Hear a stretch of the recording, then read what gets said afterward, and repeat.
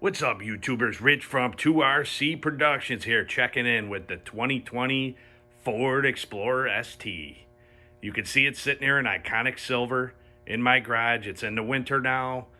We had snow the other day. The weather is setting in. I'm starting to have anxiety about road salt tearing this baby up because I just hate what salt does to vehicles. But as you can see, she is spotless as always. This added a lot of work to my slate because when we picked this truck up in June, it has been my constant necessity chore to keep this thing as spotless as possible because I haven't had a new vehicle in, let's see, I don't know, 20 years. So when you invest in something and you're putting down the money, it's nice to take care of it. And I know a lot of people don't. I see a lot of new vehicles just trashed on the road, but I always try to keep them exceptionally clean. So today's video is going to be the 5 list, the 5 things I hate about the 2020 Ford Explorer ST. All right, Rich here from 2RC Productions in the interior of the 2020 Ford Explorer ST. You can see the ambient light shining. You can see the lit up dash. We are in a full accessory mode right now, and I have one of the map lights on, so it's a little bit brighter in here. I'm just going to sit in the cab, and I'm going to tell you the 5 things that I do not like about the 2020 Ford Explorer ST. Number 5, the gas sloshing sound. Now, when you put gas into a gas tank, you know that there's liquid in there, and as you move, it can move back and forth. And I remember hearing gas sound sloshing and stuff in the past, in older cars.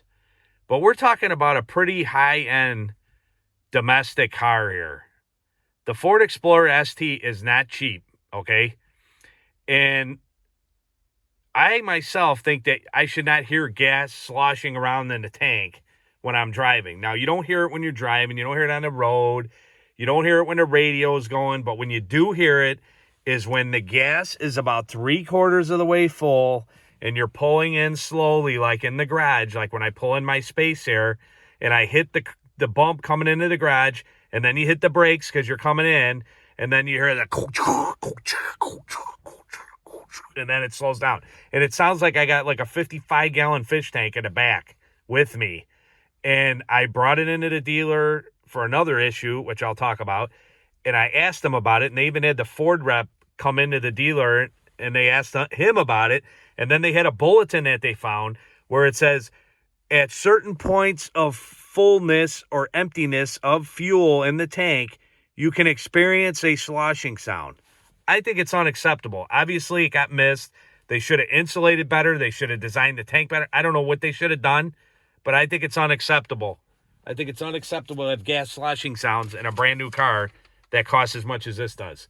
Number 4, the small backup view. Everybody complains about this screen here. Everybody complains about it. I love this. I love this screen. At first, I thought it was weird. You know, everybody says, oh, an add-on, they slapped the iPod right in the middle and glued it on with double-faced tape. Well, after you drive a little bit and you use it, it's truly awesome. I mean, the functions, the visibility of it, reach of your hand, reaching out to touch it, to do whatever you need to do, thoroughly awesome. But the one thing I will agree, and I can't stand, is when you go to the backup view, it's only half of the upper screen. So above my hand is what you're seeing. And then it has split view. It has backup, and then it has overhead 360 view, which is cool, but it's too small. So then you can change the view and fill the screen, but again, it only fills half the screen. It would have been cool to have a wider view here of, and see a lot more backing up, just make it bigger for guys. My eyes aren't what they used to be. It just make it easier to see. So that is a gripe for sure. I agree with the complainers on that. Why Ford did that, I have no idea. Number 3, Ford issues. Ford issues with building this thing. After I bought it, some of you may have seen my other Explorer videos. I have a full in-depth review. Check it out if you haven't seen it. But circumstances caused us to have to buy a new vehicle in a short amount of time, and we've had Explorers since 2002. My wife absolutely loves Explorers, so it was a no-brainer. We're going into an Explorer, right? So I didn't do any research on this 2020 new redesign. We saw it at the dealer looking at old ones with the COVID going on.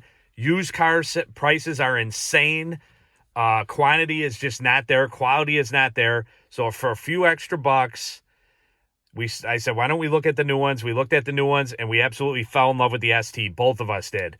I mean, just a gorgeous, gorgeous trucks. Looking at it on the lot, car, SUV, whatever you want to call it. I always get people commenting, don't call it a truck. It's not a truck. To me, it's a truck. This ain't a car. A car is like a sedan, a coupe. It's not a car.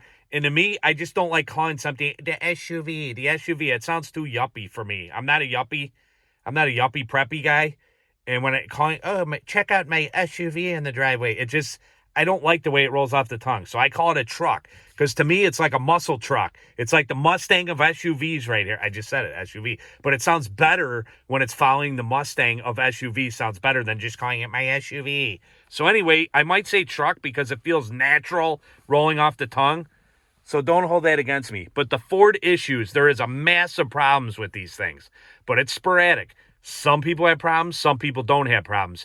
But they stem from simple things like brackets and clamps all the way up to the trans blowing up. So there's a lot of horror stories that I found out after the fact of buying.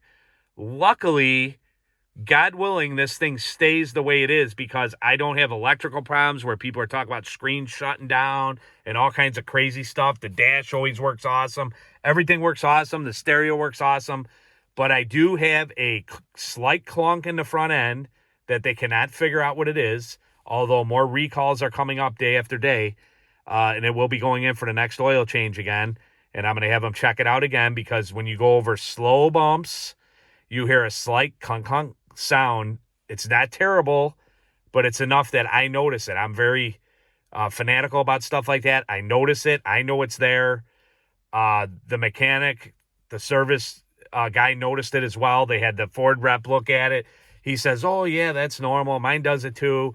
But I say it's not normal. And there has been some updated recalls about broken welds somewhere in the drive line or something, framework or whatever, that we will be getting checked out because there is something wrong. So that's very upsetting when you buy a new vehicle. I do not like the fact that there's problems with the Ford Explorer. We will work through these problems, but that's number one. Number two is I have an exhaust rattle that started, and I looked it up, and boom, right away, Ford service bulletin pops up.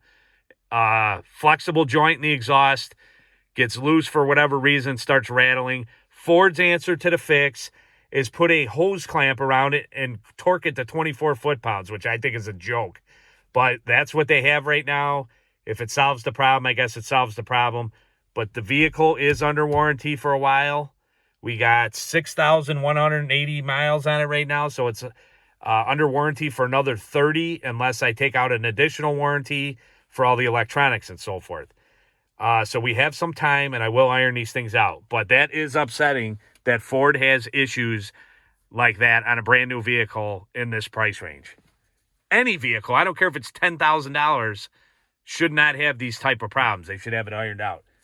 Number two, the price, which I've mentioned a couple times. Price on new vehicles is absolutely insane. Not all new vehicles, some new vehicles. This vehicle, in my opinion, I don't know how they justify it. I think it's way overpriced, not because I don't think the vehicle is worth it in so many words. Is anything worth the price that they charge? Probably not. Do I feel like every time I drive the car, like I'm disgusted because how much it costs? No, because I do love the vehicle, even though this is a hate list. The price, in my opinion, could have been $20,000 less, easy, for what you're getting in a vehicle. I don't see why any vehicle should cost as much as they do. So anyway, number one. The number one thing that I don't like, and this is not just the Explorer, this is in many vehicles, is why do car manufacturers and Ford have to ruin a good thing? What was wrong with having an ignition key that you put in the car and turn it, and the starter goes, and it fires up? Why do we have to have this? Now, don't get me wrong. I love this key fob with the ST logo on. Every time I grab it, it reminds me that I'm driving a ST, which is pretty awesome. But you have to remember to bring it in with you, bring it out with you. You get out of the car. If you have it in your pocket and the car's running, it starts beep, beep, starts beeping. Everybody's looking at you, if you got to get out for a second. Then you worry about if you leave it in the car, are the doors going to lock on you? Are you going to get stuck with the thing running? Or you're out somewhere and the batteries go dead on this thing and it can't pick up, and then you can't start your car. Now, the old key, you didn't have to worry about. Whoops, I just hit the wipers. You don't have to worry about it. You put the key in there and turn it. So, number one thing I hate is push button start with the no key fob. Cannot stand it. I hope this goes away. I know it's been around for 10 years or so probably already. I do not like it. So that is my number 5 or 1 through 5 list of things I hate about the 2020 Ford Explorer. I want to thank everybody for watching the videos. We're still putting up videos. We don't put videos up all the time, but we have a large selection of videos, RCs, and cars. If anybody wants to check out our other content, we have Mustangs too. We do a lot of work on the Mustangs. You name it, pretty much. We got some monkey videos. We got a 2019 monkey. We do some videos on that. The Cub Cadet lawnmower, which you can see up in front of me there. We do that, and I got a few videos on the Explorer. So if you're stumbling across this video and you're interested in the 2020 Ford Explorer videos, we have a few other ones. Please check them out. Thumbs up if you haven't, if you like the video, and subscribe. Thanks to all the viewers. Thanks to all our supporters. And we will see you next time. Rich here from 2RC Productions. Checking out.